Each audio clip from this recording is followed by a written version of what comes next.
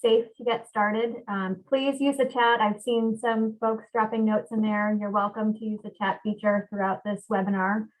For those that don't know me, my name is Michelle Merritt. I'm the president and CEO of New Futures, and I have the honor and privilege of welcoming you all to this afternoon's webinar. As many of you know, we're at the halfway point in the legislative session. And for us at New Futures, this is the point in time where we take stock of where we are with our policy programs. We appreciate the accomplishments of what we've been able to do thus far, but then also take a moment to pause and think about where we're going next. At this stage, again, there are certainly many wins to be celebrated, namely, which Kate's going to talk about, fighting off some pretty serious bad public health bills. But there is, again, a long slog ahead of us. We monitor and engage on hundreds of bills each legislative session. And so I need to remind everyone that while we do watch hundreds of bills, this particular webinar is only going to be focusing on those that either pose a significant threat, in our opinion, moving forward, or those that have serious and significant momentum that we want to keep going. So just because a bill is not appearing on a slide doesn't mean that it's not important, and it doesn't mean that we're not necessarily watching it, but this is a high level overview. If you have a question about any of the bills in this presentation or in today's webinar, feel free to drop a note in the chat or at the end of the presentation, ask a question in the Q&A section. But again, just because something's not on the list doesn't mean that we don't have information that we might be able to share with you. I also wouldn't be doing my job if I didn't stress that our work in advocacy is not possible without the partnership of like-minded organizations. I see several of them have joined us for this webinar, as well as the really brave storytelling of our volunteers during this session. So thank you all for getting us to this point, whether you've shared a story, if you've testified at a hearing, written testimony, or you've called a legislator, your voice has had an impact and can continue to have an impact should you so choose to continue using it for the rest of the legislative session. So with that, I'm going to turn our webinar over to our incredible policy staff who you see at the top of your screen with me.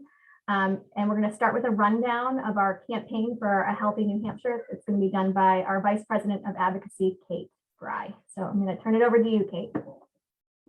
Hi all, good afternoon. Thank you for being on this call. I just want to reiterate what Michelle has said, that we would not be able to do the work on a lot of this legislation without all of you. So thank you for your advocacy and your collaboration on many of these bills. So as Michelle said, our campaign for Healthy New Hampshire this year has really focused on looking at some important public health policies. We all know what the last few years has brought in terms of the pandemic, and there was about 40 bills that were introduced this year that really in some ways had kind of a backlash to what we saw with the pandemic and with the public health policies to vaccinate, and even policies that have been in place for years. And so based on that, through this campaign, we really wanted to protect and strengthen our public health system and support those who've really been doing the difficult work these last few years. So a lot of that has been to look at improving vaccine access, strengthen healthcare data and delivery, promote public health measures, and support the long-term health of New Hampshire. Next slide. So what we really did, as I said, there were about 43 bills that were introduced this year, mostly negative bills that really took on longstanding public health or question policies with COVID. And so at New Futures, it was really important to us to make sure that we were weighing on bills that really had a broader public health implication. We've been very fortunate to work with a coalition of several organizations that have been like-minded in this area, but these bills on the screen is really the ones we were focusing on. And so the first one is House Bill 1035 relative to exemptions from school vaccine mandates. So this was really a bill that really took challenge the current structure that we have for childhood vaccines. So as we all know, there are vaccines that are required to enter for kids to enter school-age kids to enter school. And these have been in place now for decades.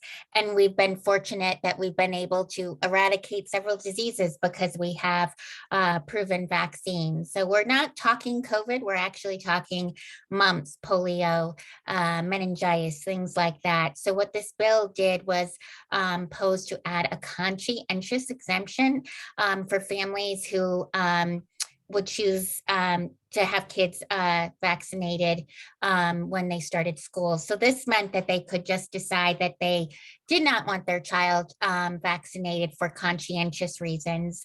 New Hampshire has a medical and religious exemption, but anytime you open up the door for a conscientious exemption, your rates of childhood vaccinations go down. New Hampshire's really fortunate that we have very high rates, and actually every child in the state has access to free vaccines. So we were really concerned about this bill.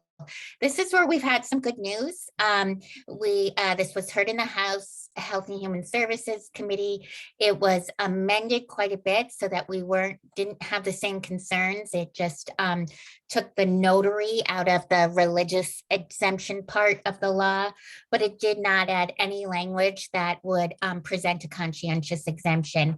So this is under consideration in the Senate, had a hearing the other day. It does not look like it'll go back to the original concerns we had, that it'll stay amended. So this was good news. And this really had a lot to do with advocates who really spoke about the importance of these vaccines, and many people who remember these diseases that we've been able to eradicate.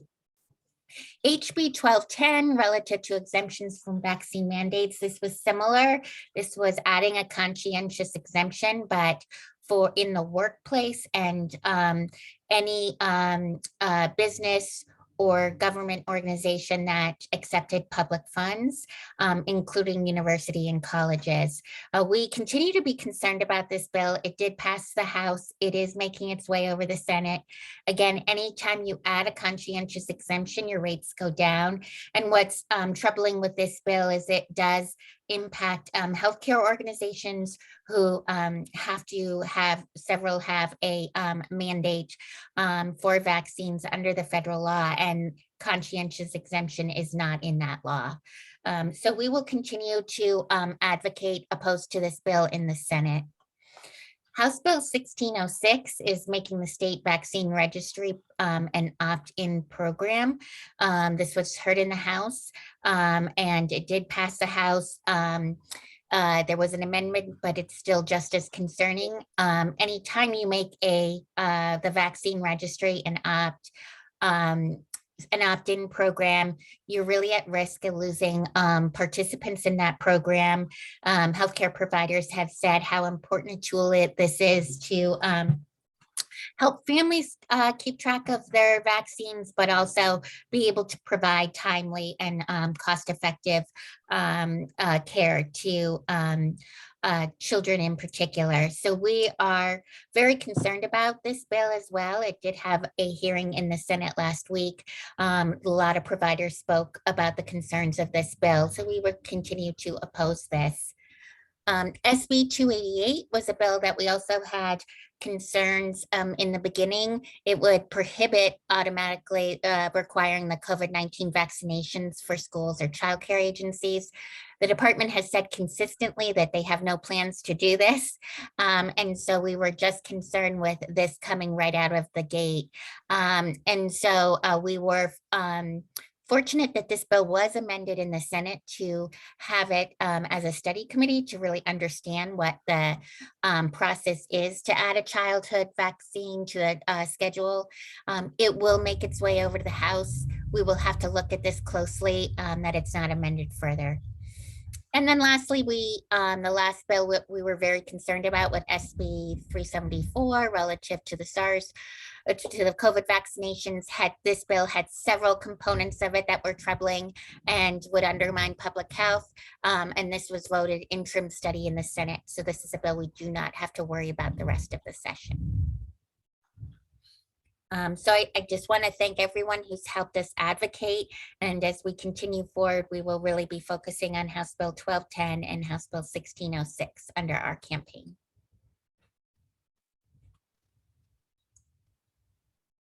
We can move on to the next bills, set of bills. Yes, I can repeat what happened to SB 374. It was sent to interim study, which really means that it's at the end of the road this session, it won't be taken up further. So that really is a bill we don't have to worry about at this point. The next bucket of bills, you're welcome. The next bucket of bills that we'll talk about is access to treatment, alcohol, and other drugs. And I think we'll go back and forth between Jake Berry and myself to talk about the updates of these bills. Jake, take it over. Kate, thank you so much. And thank you all again for being here with us. To start our review of our priority access to treatment and alcohol and other drug bills, I'm going to start with House Bill 503. This is a bill that was retained from last year, and it proposes to increase access to medication-assisted treatment by waiving the in-person consultation that is required in most cases before MAT can be prescribed over telehealth. An amended version of this bill did pass the Senate earlier, very early in this legislative session, back in early January. Looking forward, the House of Representatives now needs to decide whether to consent with the Senate changes to this bill or to send it to a committee of conference to iron out the differences between the two versions. Either way, we're very optimistic that this bill will be passed into law and will eliminate this hurdle for many people struggling with addiction. The next bill that I will touch on before kicking it back to Kate is House Bill 1622 relative to mental health parity. So this bill will help to ensure that substance use and behavioral health treatment will help ensure access to substance use and mental health treatment by strengthening oversight of state and federal parity laws, which, as many of you know, require insurers to cover mental health and substance use just as they do physical health care. Once again, an amended version of this bill did pass the House of Representatives last month on a voice vote, meaning it was not at all controversial and drew little opposition. Now this amended version, which specifically reinforces parity requirements in the state's network adequacy standards, is under consideration in the Senate. And this week, the Senate Health and Human Services Committee will hold a public hearing on this bill on Thursday at 11:30 a.m. in the Legislative Office Building. So those are our two primary access to treatment bills. Back to you, Kate. Thanks, Jake. House Bill 1591 is a bill that we did oppose. What this bill would have done was eliminated the enforcement division of the Liquor Commission. This would really hamstring our Liquor Commission in dealing with and providing technical assistance and enforcement and training opportunities to all of the licensees. We were concerned about this bill because their main role is really making sure that access and availability of liquor is where it should be within the law. And this would have removed the all of 12 positions that have this responsibility under the Liquor Commission. We were fortunate that in the House Commerce Committee, this bill was pretty handily recommended to be defeated in a pretty big vote, and then the House of Representatives continued with that. So this is a bill we don't have to worry about the rest of the session. So we're happy about that. House Bill 1598, the title's a little misleading. This is really the commercialization of cannabis. This has passed the House of Representatives and now is consideration in the Senate. What New Futures has done is really create principles that should be in any cannabis commercialization policy that really present kind of optimal public health policies. And this is really, we organize these principles based on what we've seen in other states who've commercialized marijuana. So this bill does not meet those principles. There's a lot of work that has to be done with protecting children and youth. access, with having public health at the table when creating these laws, having social equity licensing opportunities, and then lastly, ensuring that funding goes to prevention, treatment, and recovery. And unfortunately, this bill falls short of that. So we will continue to oppose this bill in the Senate. And then lastly, under this bucket is SB 275. This is relative to the Opiate Abatement Trust Fund. A few years ago, there was a trust fund that was created for thinking about the funds that will be coming into the state from the settlements with opiate manufacturers. So there was a trust fund and advisory committee created that would get these funds out the door. Unfortunately, the full continuum of care wasn't considered when creating this bill. So the opportunities for funding focused on recovery and treatment. But as we all know, prevention is equally important. So this does add prevention under the programs that can be funded by the trust fund, and makes other housekeeping changes. This bill was heard in past the Senate and is on its, had a committee hearing last week in the House of Representatives. And that's it for alcohol and other drugs and access to treatment. Rebecca, are you next? Oh no, Emma. Hi, everyone. Thank you for coming. So this session in children's behavioral health, we've been following a bunch of bills, but as was mentioned, these are our priorities. The first one, House Bill 1077, was an early win for us. This bill proposed to repeal the conversion therapy ban that was in place and had been in place for a couple of years. This bill was sent to interim study, so is effectively killed for this session. And then the next few bills are still active. So House Bill 1531 modifies the Oversight Commission on Children's Services. Essentially what this bill proposes to do is combine several committees or commissions, the Oversight Commission on Children's Services, the Grand Families Commission, and the Commission on Childhood Fatalities into one large committee so that they streamline services and streamline efforts and the folks who are on those committees, because there was a lot of overlap. This will make things a lot easier for presentations to the committees, as you're only presenting once instead of 3 times. And it'll be easier to share information between committees because it will just be one. House Bill 1639 is proposing to change the Youth Risk Behavior Survey from an opt-out survey to an opt-in survey. Currently, the law allows for schools to provide this survey and parents to opt out at any time. And this bill proposes to change that so that parents would have to opt their children in to take the survey. This survey is crucial to the state, school boards, law enforcement, all sorts of folks who are looking to ensure that the programming for healthy behaviors for children it is tailored to what they are experiencing in everyday life. So this survey provides excellent data to show what kids are doing, what behaviors they're engaging in, and allows folks to prepare, programming that reacts to the kids' behaviors. It also is really crucial data in applying for grants and federal funding for programs all across the state. So if this is changed to an opt-in program or a survey, many fewer students will likely take it, and that will likely lead to the loss of that federal funding, grant funding, and it'll make it more difficult for everyone to ensure that our kids are living a safe and healthy lifestyle in New Hampshire. So we are opposing this bill. It is currently in the Senate. Education Committee has not been heard yet, but the hearing will be coming up soon. And so we're asking everyone to reach out to your senators and oppose this. Next up is Senate Bill 416, which proposes that any child in New Hampshire who is at risk of being placed out of their home for behavioral reasons or any other reason have a functional behavioral assessment performed so that treatment facilities and providers are able to better tailor their treatment to ensure that kids are receiving treatment for their behavior and what the the cause of that behavior is. This will likely reduce the amount of time a child has to spend outside of their home, or eliminate that requirement or possibility altogether. So this is a great bill. We're trying to support it.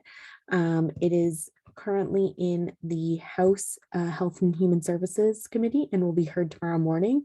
If you'd like to sign in and support, that would be excellent. And then finally, Senate Bill 444 is a great bill that we are working jointly, Rebecca and I, on to help with families and children who are experiencing ACEs, which are adverse childhood experiences. These are traumatic events that have been shown to have negative consequences throughout a child's lifetime, not just during childhood. And so this bill does three main things. It provides for a pilot program to help these kids and families heal from a trauma or a traumatic situation. It also provides for an appropriation to the department so that we can expand the system of care to include more child-parent psychotherapy, which is an evidence-based practice to help the whole family heal, as opposed to just having a child receive therapy. And then finally, it provides for an appropriation for family resource centers, which are a really great resource for communities to help give families the support they need to be successful, regardless of whether or not they've experienced trauma, but especially if they've experienced some sort of trauma. So again, this bill is still active. It is currently, again, in the House Health and Human Services Committee and will be heard tomorrow afternoon, I believe. So again, another great one for you to sign in support of if you're interested.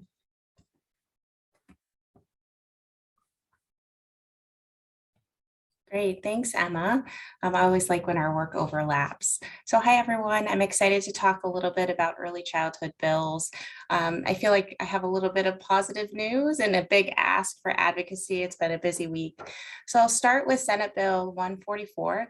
This is a retained bill from last session, so a bill that has been worked on with great bipartisan support.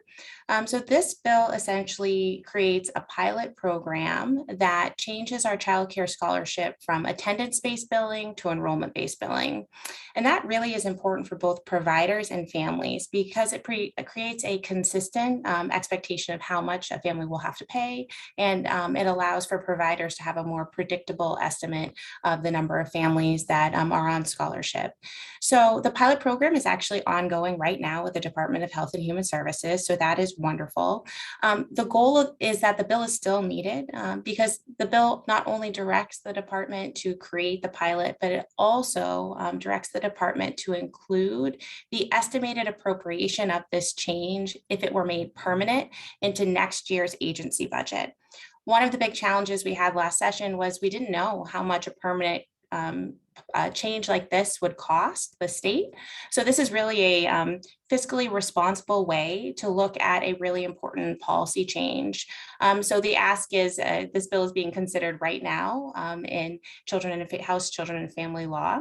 And then we will need support on the bill there, but also as we look into the future into another budget session to ensure that we're able to implement this as a permanent change for kids and families in New Hampshire.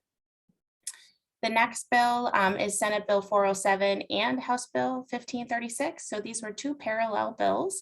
And this essentially expands postpartum Medicaid coverage to 12 months.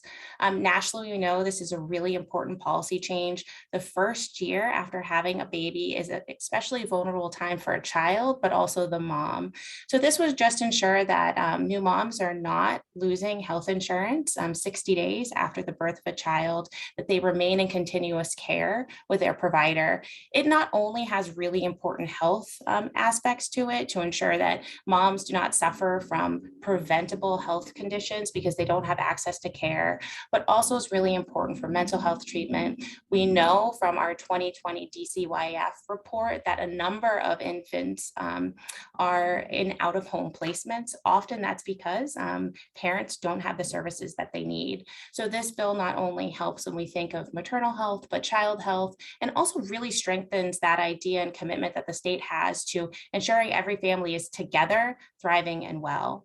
So this bill has a hearing tomorrow, Senate Bill 407 in House Health and Human Services. We have sent out an action alert. Hopefully you will sign in support. We are really hopeful that we'll be able to ensure that this bill crosses the finish line. The next bill is Senate Bill 446. This is also a child care workforce bill. This bill comes from the Senate with strong support. It has been amended from its original version. The amendment really directs the Department of Health and Human Services to work with Child Care Advisory to create a plan that is really clear on how to support our child care workforce. And then that plan will be submitted to Gopher and other governmental agencies to ensure that we are making smart investments into a critical workforce for our state. We all know how important childcare was. That was the marching band of the pandemic, to know that our families really needed access to childcare. We know now that there's a childcare workforce crisis. So we're really advocating that this bill be passed because it is essential for supporting our childcare workforce within this state.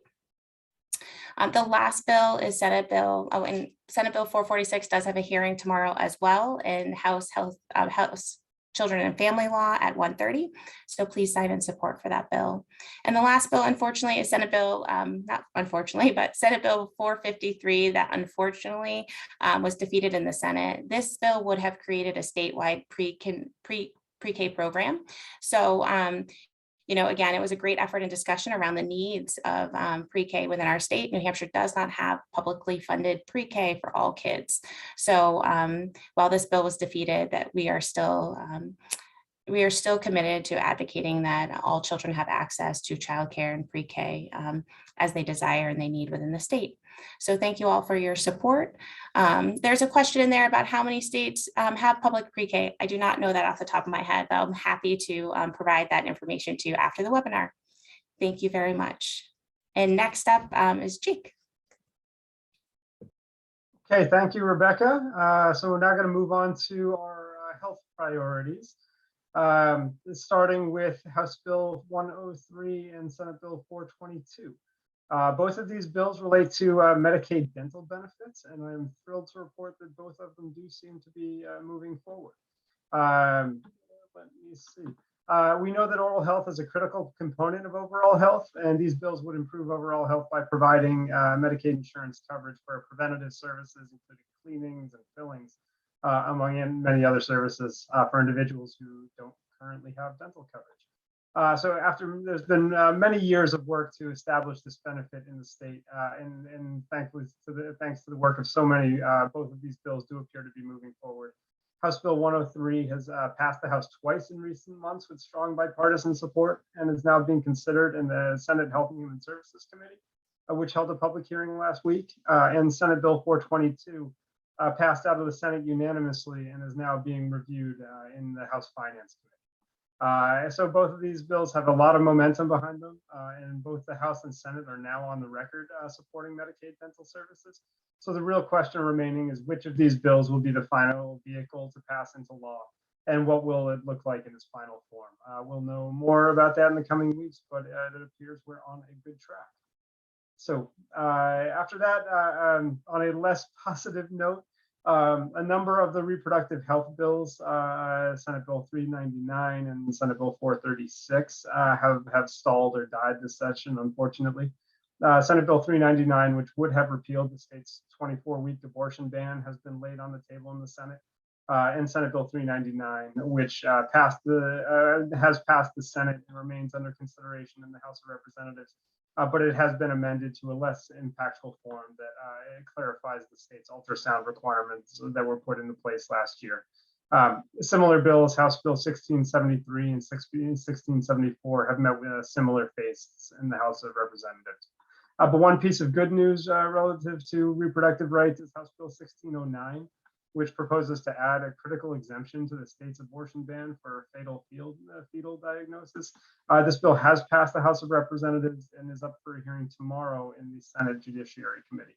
The hearing is scheduled for 2 p.m. at the State House. So again, if this is something that interests you, please please feel free to sign in and express your support. Moving down our list, House Bill 1028. This is another highlight of our health policy work, was the defeat of House Bill 1028. This harmful bill would have allowed for unlimited renewals of short-term health insurance plans. These insurance policies, known often as skinny plans, offer low coverage with high out-of-pocket costs and often don't cover mental health, substance use treatment, maternity care, or other critical benefits. Thankfully, this bill, which again would have allowed for unlimited renewals of these short-term policies, this bill was defeated in the House of Representatives and will not be moving forward this year. So we were very glad to see that. Lastly, under our health portfolio, I'll touch on House Bill 1526.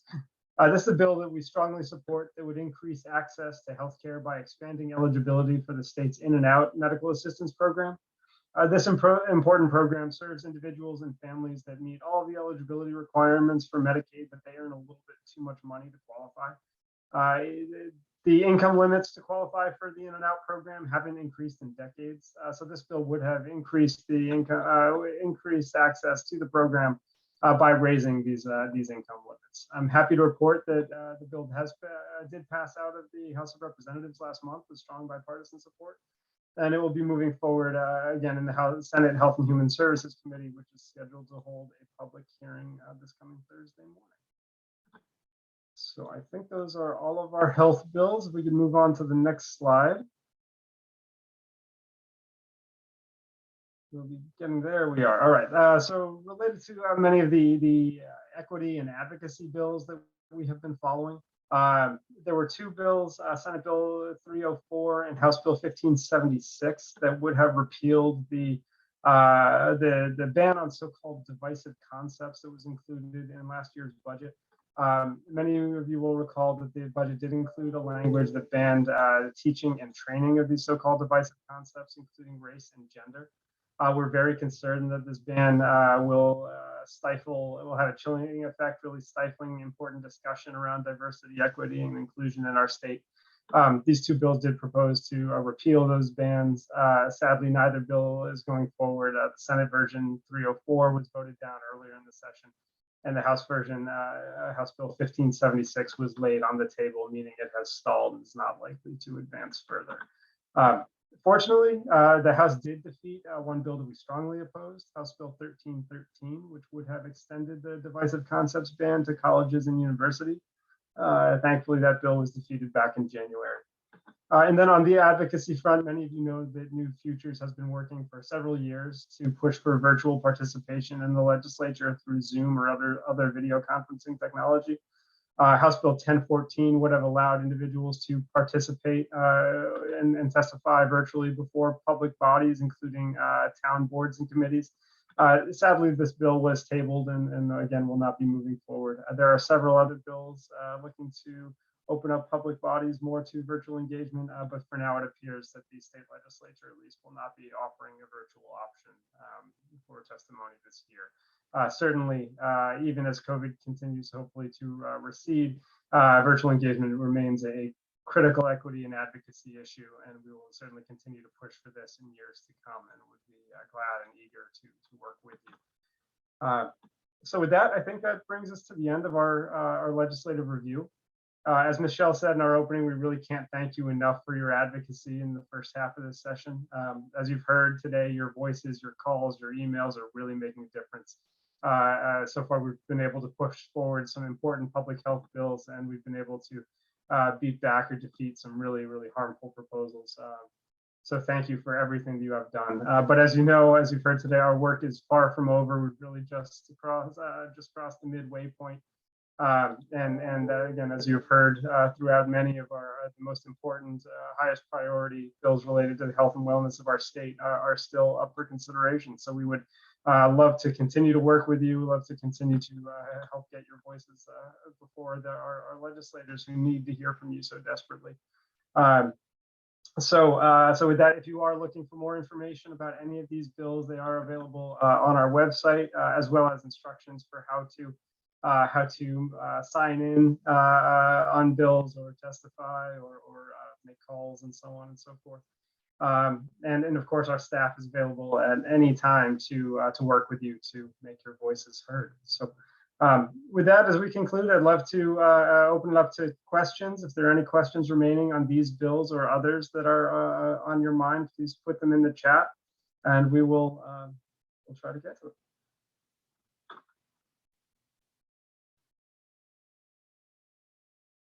Okay, I'm not seeing any questions.